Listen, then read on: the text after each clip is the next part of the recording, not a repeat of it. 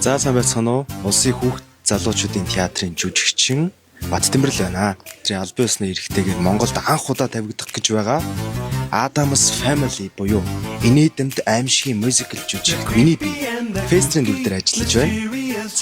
За энэ жүжигт ажиллах биднээс маш их хүч хөдөлмөр хөлс урсаж байгаа. Бид нар маш их хичээж байгаа. За тэгээд шинэ жүжигийнхаа фестиваль дүр дээр зориулаад үсээ босуулах гэж байна. Тэгээд баттамтайгаараа тийм.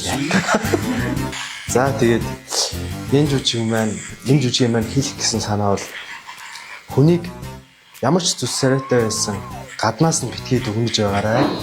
Доторх сэтгэлийн өнгөж харж байгаарай. Энэ том жүжигт, энэ дэлхийн алдартай том жүжигт тоглоход минь боломж олгосон нийт ажлынхаа хамт олон за техник үйлчилгээний хэлтэс, маркетингийн алба та бүхэнд маш их баярлалаа. Итгэлийг алдахгүй. За тэгээд 2026 оны 1 сарын 16-нд нээлттэй хийх гэж байгаа. Та бүхэн ирж тухлан сууж таалан сойрхоороо. Adam's Family